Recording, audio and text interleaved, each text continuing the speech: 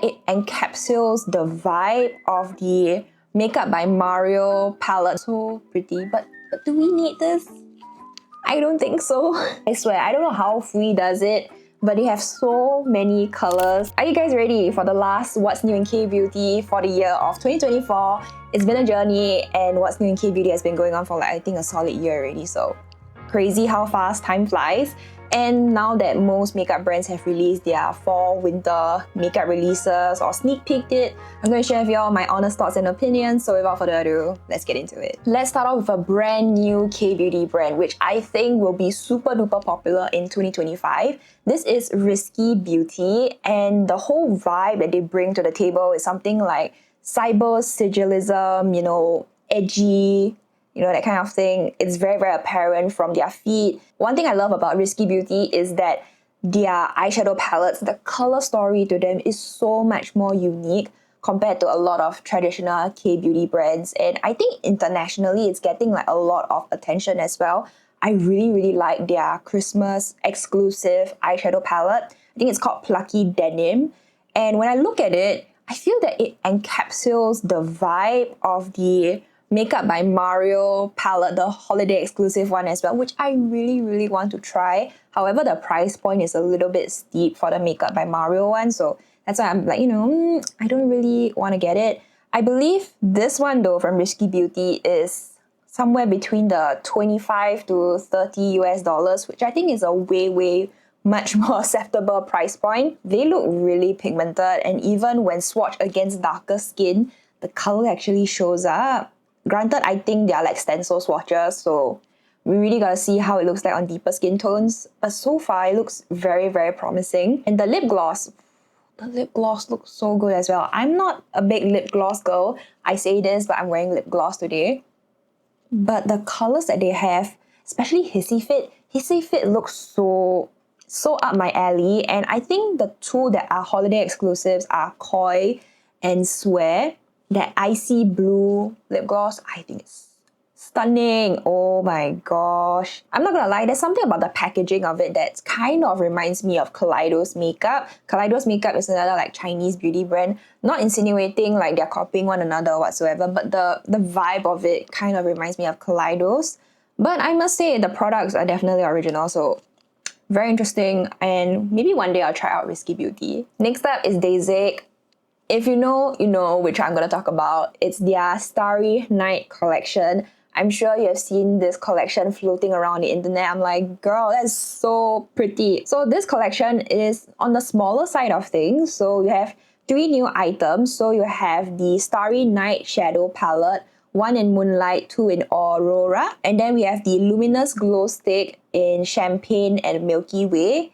And then afterwards, we have the Juicy Dewy Tint in 27 Sugar Rose and 28 Step Pop Show.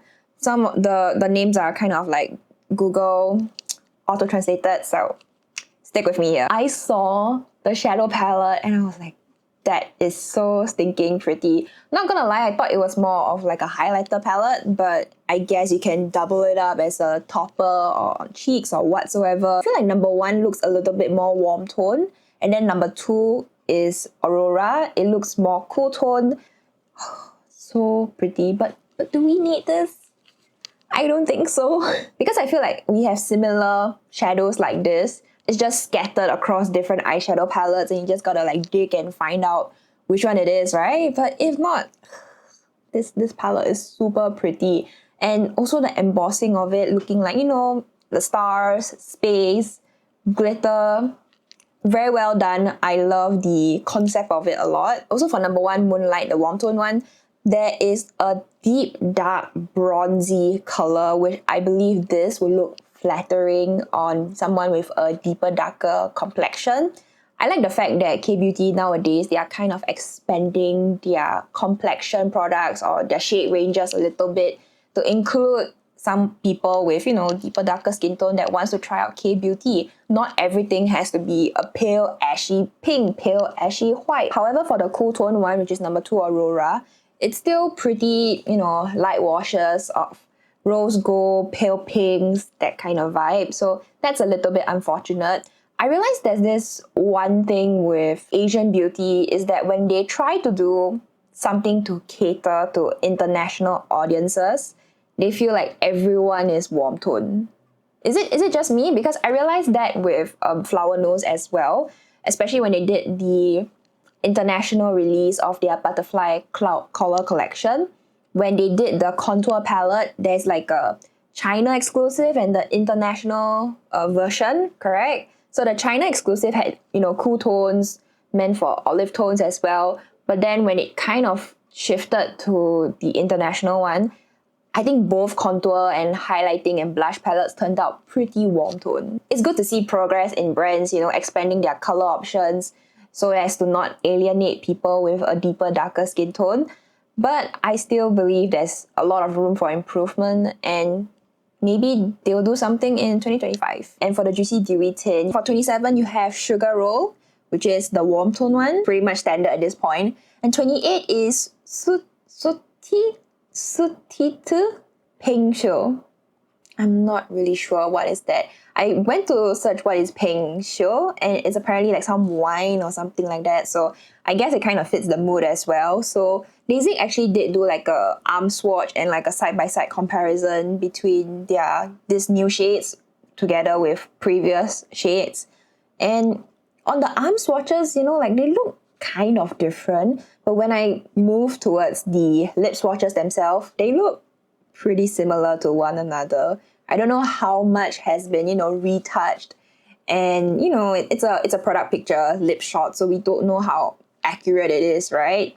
But I must say the colors are pretty similar to one another. So I'm not really sure how I feel about this. I have swatched the Juicy Dewy tints in stores before, and I guess they're pretty nice. They do have pretty good pigmentation. Very similar to the Cleo Dewy tints. Oh my god. RIP.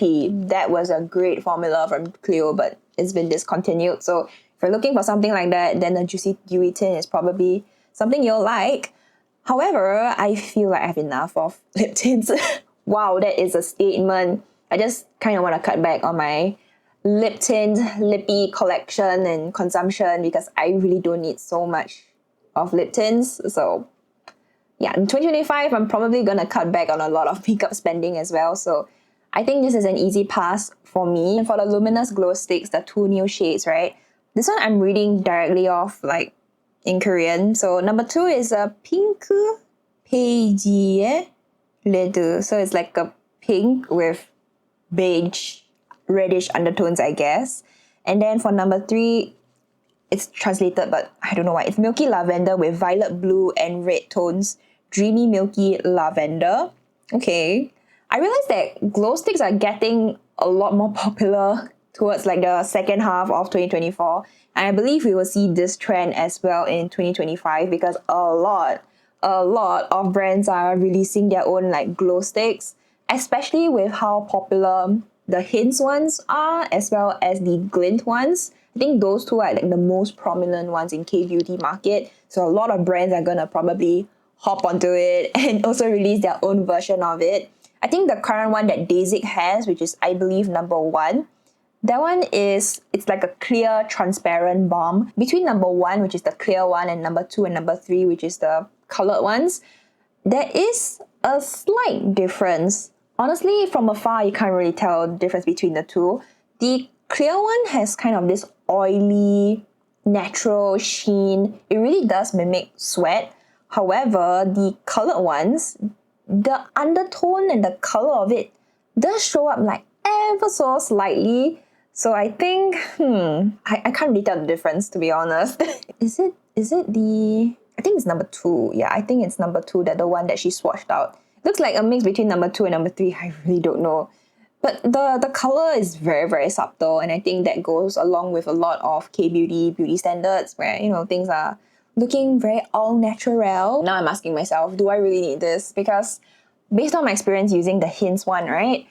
I like it. It's nice, but I realize with use, I can't apply a balmy texture like this on top of powdered skin. And that's like completely expected because the foundation underneath the balm highlighter would separate and it will just lift up everything. And in Southeast Asia's heat, you just gotta, powder down everything. So when it comes to, how often I would use this, I think it's very, very rare. And Southeast Asia's heat is already bad enough already. We sweat like nobody's business here. So I can already achieve the natural sheen maybe if I step out of the house for the next 2-3 hours. Yeah. So I think I'm gonna skip on this. Oh my gosh, I nearly missed this one out. Also from Dasique, their Souffle Color Pot, they have new fall winter shades. So in total, there are 9 shades. So there's number 18, Rose Only, number 19, Peach Gelato, 20, Candy Apple, 21, Rose Tiramisu, 22, Cocoa Pink, 23, Fog Cherry, 24, Smoky Lilac, 25, Black Currant, and 26, Chillin' Vinchot. I have a feeling I'm pronouncing that wrongly. I do own one of this Souffle Color Pot. Let me go and get it. So this is number 7, Burnt Sienna, and you can tell that I didn't really use this that much. I was supposed to do a, whole review thing, but I've been very overwhelmed recently. Based off the 1-2 times that I've used this, it's nice. Like, it's very, it's fluffy. Not as fluffy and powdery as the Fui Blurry Pudding Pot ones, but this one feels a little bit more wet to the touch. The pigmentation on this is actually pretty good. You can like buff it out as well over here. And one thing I realized with the shade range for this particular Souffle Color Pot is that the colors are really red. They have a very strong red undertone, and the colors are very vivid. So for the original lineup for this, I really had a hard time picking a color that I actually like and I wanted to try, because none of the colors really appealed to me because they're just so vivid and I just wanted something muted. So these new shades that are being released, I think the ones that I would have picked up probably be 24 Smoky Lilac. That looks like a very nice, kind of neutral but toned down kind of dusty pink, and it leans, I think, a little bit cool tone, just like a hint. Black Currant is like the warm tone version of it. The other colors are very, very bright and vivid. So yeah, I don't fancy anything in this particular color lineup aside from maybe 24 Smoky Lilac, but I probably have colors like this, so I'm gonna pass on it, and I still have to play with this first. I'm not gonna buy any new lip product until I get my hands dirty with all of my potted lip products that I'm supposed to review. Another K-beauty brand, another glowy highlighter blush stick situation. This is from Hince. This is their True Dimension Radiance Balm, and they have 3 new shades. So the first one is Gleaming. That's a highlighter. You can tell there's one with a lot of pale lavender with a little bit of shimmer in it. And then you have Shelly Pink. This one's a blusher. This one doesn't really have much micro shimmers in it. And then you have Little Mauve, which is another blusher. I feel like both of the blushes, they don't really have micro shimmers in it. I think it doesn't look like it. Only the Gleaming one has little shimmer particles to it. And even so, both of them look very, very natural, truly mimicking the, glass skin radiance kind of thing. Let me go and get my Hince one. Hold on. So the True Radiance Balm that I have from Hince, this one is the transparent clear one. I'm just gonna put it on the skin around here.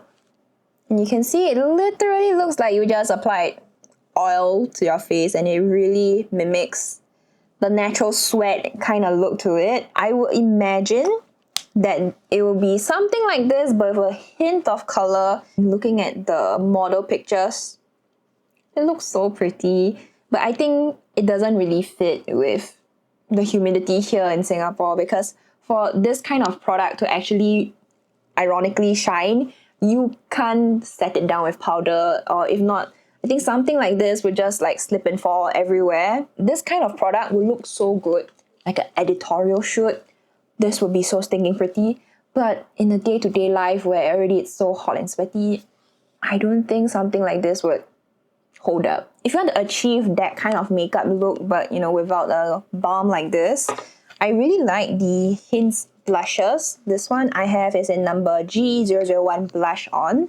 This one is kind of like a putty cream texture. You can like press on it slightly, and it turns like a cream to powder formula. So it's something like this. When you swatch it like that, oh, that color is so pretty. When you use a blush brush and you just gently pat it onto the skin, the vibe is more or less the same as the Hince blushes. So yeah, that would be my recommendation instead. Peripera has released quite a number of collections, and not the latest one, but the one that went very, very viral is the Card Captor Cherry collection.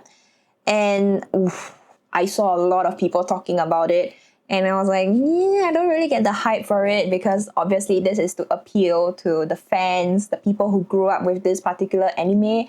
I didn't, so I was like, okay, I'll just see what it is, I guess, makeup wise. And we have the number 1 All Take Mood-Like palette in number 5, Clear Winter. Number 2, Water Bear Tint in 12, 13, 14. Ink Mood Glowy Balm in 11, 12, 13. Pure Blush Custom Cheek in number 5. And the last one is the Mood Fit Cover Cushion in a special compact packaging. I must say that the embossing of it is very nice, looks super cute, really reminds me of Sailor Moon. I feel like I'm going to start a fan war somewhere for comparing it to Sailor Moon, but okay, I just don't know the hype for this, okay? Don't come from me. And honestly, the All Take Mood-Like palette, very cute. However, I believe I have colors like this in my eyeshadow collection. I genuinely don't need this, so I am, just gonna skip on it. When the All Take Mood palettes first dropped sometime last year, I was in Korea and I managed to see it in stores myself.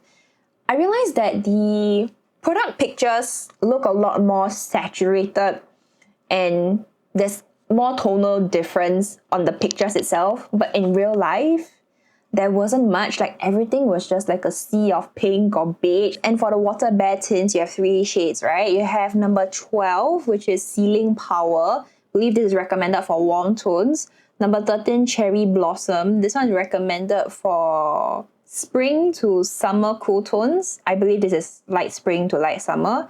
And number 14, Guardian, is recommended for summer cool tones. I'm pretty sure the names are related to the franchise. It hints to it.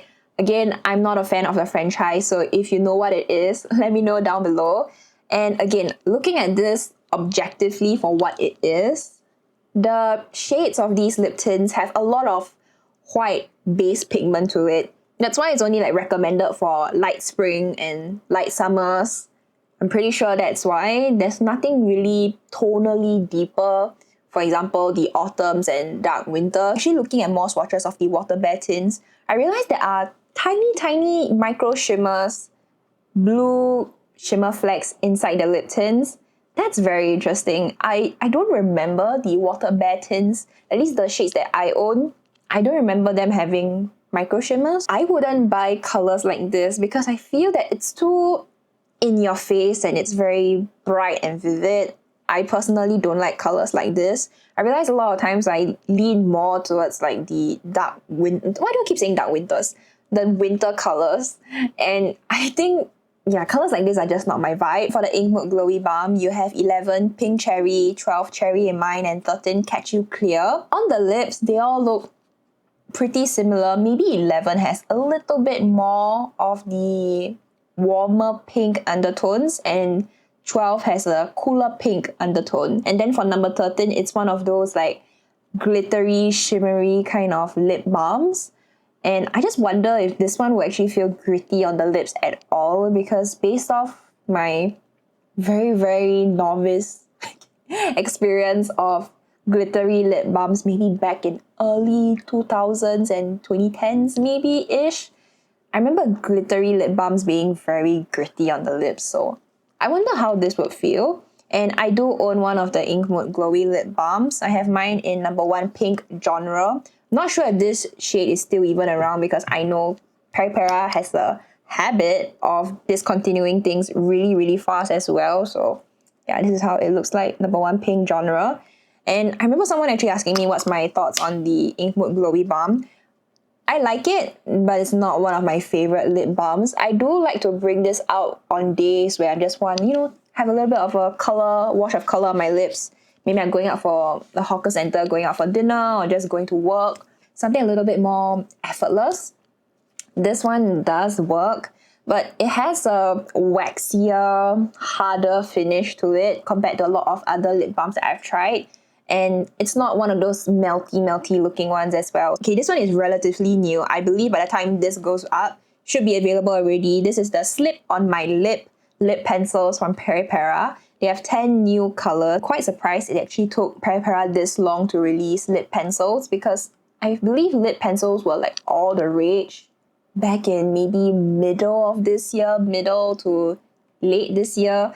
So I'm surprised it took them this long, but it's nice to see them come out with 10 shades, because normally brands, when they do lip pencils, they only do maybe 6, 7, maximum 8. So 10 is actually a lot. So 1 to 6 are matte, 7 to 10 have the silky finish. And looking at the swatches on the palm kind of thing, I do notice that 7 to 10 have a little bit more of that wet shine, like a little bit.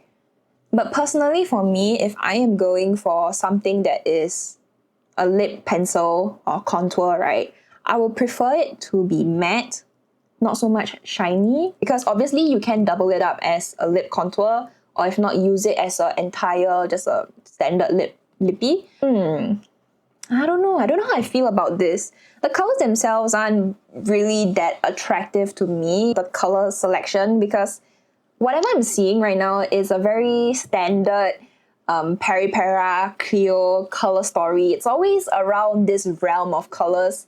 They don't really deviate too far from experimenting with different colors. These colors are a little bit too vivid and bright for me personally. And when I get a lip pencil like this, usually it's for the purpose of contouring. And contouring, like your face, you try and go for something that's a little bit more muted, a little bit more cool tone or grayish in tone. None of these lip pencils or colors over here have that grayish undertones. Maybe number 5, that color is quite nice, a little bit deeper in tone.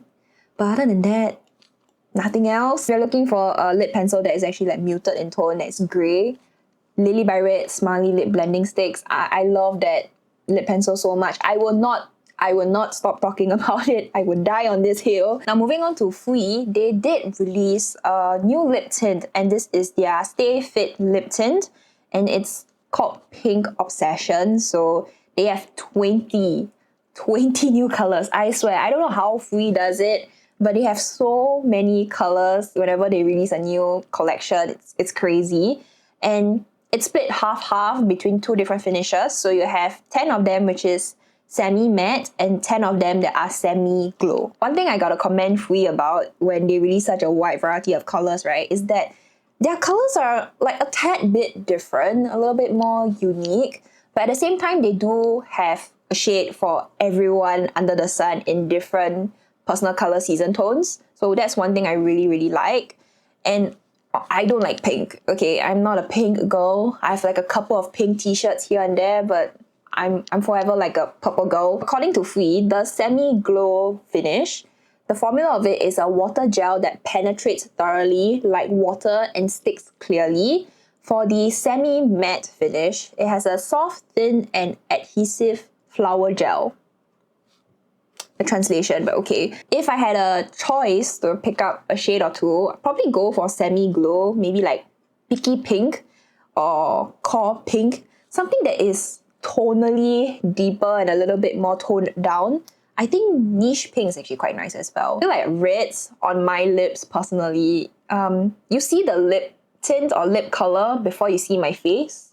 So that's why I don't really wear reds too much on my lips nowadays as well. This one is from a brand I rarely talk about, honestly. Bia, and they have this Ornament Edition eyeshadow palette. There are 2 of them. One is called Daily Moment and the other one is Special Moment. It's already available as well already. Honestly, I did not expect this to be Bia. When I first saw it, I'm like, oh, okay, what new edgy brand is this?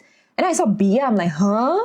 Because Bia, to me, is always like it's more affordable. It's like the elf of Korea drugstore, that kind of thing. I gotta say the packaging is pretty cool. Now, objectively, the color story though, Daily Moment is a very light to light medium in tone. It's very safe to use for like, you know, daily wear, going to office, going to school. Supposed special moment eyeshadow palette is supposed to be more colorful, a little bit more fun.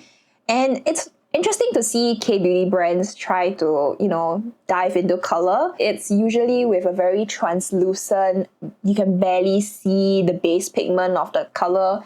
And it's just like a wash of light blue, a wash of light purple, a wash of light green. It's apparent that it's happening here in this palette as well. And I guess if you're looking for more wearable, colorful shades, this is definitely one way to do it. So I would say look into your own makeup collection and see whether you have shades like this and see if you can mimic an eye look that looks something like this. Because honestly, I don't think we need this. I do think it's a good idea that they added in two matte shades, the pink and the orangey brown tone. At least with those two mattes, you can kind of do a more simple look and then top it off with like the shimmers on top if you want to be like extremely fun kind of thing. But I guess for Asian beauty standards, this is as fun as it gets. Oh my god, I nearly forgot about Cleo. I think Cleo's Christmas collection sneak peeks were all in like really like late October to early November, and it's like, okay, I kind of low-key forgot about it. It's a sign because I found it quite forgettable, to be honest. One of them is actually a new Pro Eye Palette Air. What's new? And it's in 101 Rose Diary. It really reminded me of the Cleo Pro Eye Palette in the shade Street Pastel. I actually owned that old version a long time ago, but this is like the revamped version of it, thrown in with a couple of deeper mattes. I have done a 2 looks, 1 eyeshadow palette with the pink pairing version of the Pro Eye Palette Airs. I like the formula of it. It's actually quite versatile, surprisingly. So I'll put a card up above. You guys can go and check that one out. Objectively speaking, the color story, it's boring. I feel like it's very boring. I do like the shade, that burgundy wine fantasy color. I think that is nice. Actually, the last 4 colors at the side, those colors are pretty. And I wish Cleo would further expand on that kind of colors and those kind of tones into like the rest of the eyeshadow palette. Because the rest of it looks like 50 shades of salmon pinks, beiges, pastel whites. Also part of the collection as well, they have the Crystal Night Plumper. Comes in 3 different colors: fresh lemon, fresh lime, and fresh soda. And then you have the 12 pan palette, the multi-use one with a highlighter, cheek, and blush with a 9 pan eyeshadow. That one, it comes in a new shade. I think it's called Shade and Shadow Palette Berry Earrings Edition. Okay. And it comes with a pop of blue. Oh my gosh. Revolutionary. From a K-beauty brand. And when I first saw it, I was like, oh my god, that looks fun. That looks interesting. But then I saw the swatches and I kind of expected it. Because the blue that you see over there, it doesn't really have a base pigment to it. And when swatched out, it looks like a light pale glittery pink. That is a big debate. The only really like colorful thing in this palette would probably be the blush itself. Blush is called Luster Blush. It's really like a fuchsia pink. And then you see like the purples in the palette. Where is it? Where? You barely can see them. There is really like no base pigment to it. It's like an ever so subtle wash of color. It's like the palette itself looks so colorful and so fun and outgoing. But then when you actually look at the swatches, it just is a sea of pinks. So it's very typical of Korean eyeshadow palettes, and I'm just like, okay. I remember when I first saw the Crystal Balm Plumpers appearing on my timeline, I was like, oh my god, revolutionary. Blue, green, yellow lippies from a Korean brand. What in the world? This must be something fun. I swipe to the next picture and I'm like, oh, okay, I get it now. So it's still very like a typical warm tone red, orange, peaches, and then like a cool tone pinks. So the warm tone one is the lemon one. The lime one is a little bit more neutral. And then the soda one, which is the blue one, that one is the cool tone one. So yeah, I felt a little bit cheated as well. I for a moment was so happy that we're going to see something different from K-beauty brands, but apparently not. The way I look at it, this is probably going to be just like a wash of color. I'm not really sure how true to picture the lip balm is actually going to look like, because I have a feeling this is one of those that adjust a little bit to your pH levels and whatnot have you. I personally don't buy into it, so like, whatever. I have way too many lippies. This one doesn't really intrigue me that much, so also a pass. If you don't like lip plumpers in a lipstick form, you prefer it in a more traditional lip gloss kind of thing, they do have that as well in this collection. So there are 3 of the Crystal Gloss plumpers. You have 1 Spicy 8, number 2 Spicy Berry Tea, and number 3 Spicy Cherry Coke. The before and after pictures, I'm like, wow, is that lip injections in the bottle or what? Because that is a plump lip. Oh my gosh, I only can imagine how much is this lip plumper going to sting or freshen up your lips so much, you know? I'm just so curious about what's the pain level of the plumpiness. Honestly, the Spicy 8 one is just a clear gloss. Spicy Berry Tea has a more lavender, cool tone undertone to it. And then you have the Spicy Cherry Coke. That one is like reddish in tone, maybe a little bit warm. But honestly, I think on the lips, it's a little bit hard to tell. But if you want something that's a little bit more versatile, I'd probably go with number 1, Spicy 8. Though I must say, when I look at all those like close-up shots and everything, it looks so juicy and pretty. I really want to try this out. But again, I'm not really a gloss girl. If I'm not in an air-conditioned room, I usually avoid wearing glosses because I don't like the fact that my hair is so long and then it just sticks and everything. It's such a mess. If only I live in a drier climate, I guess maybe I'll wear something like this. But if not, I probably wouldn't. And I think that is all of the new K-beauty releases that I want to talk about. I will throw up any last minute pictures, images, new releases over here because sometimes when I'm editing, new things get released and I forget to talk about them. So yeah, I don't think there's any more new releases because it being the end of the year, I think most brands would have probably released everything by now. I think, I don't know.